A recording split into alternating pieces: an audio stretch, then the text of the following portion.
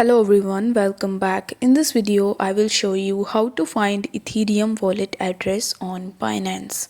For that, you need to launch your Binance application. Then on the home page, you need to tap on deposit.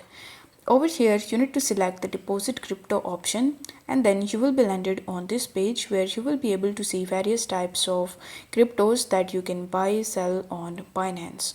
Now, among these cryptos, we want to find our Ethereum wallet address.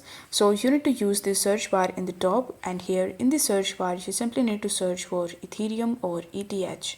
Now once you do this, you need to simply tap on the Ethereum's option, and then you will be prompted to choose the network. Now over here you will be able to see various types of networks that you can choose, like ERC20, Arbitrum 1, Base, Optimism, etc. So among these, you simply need to select the network.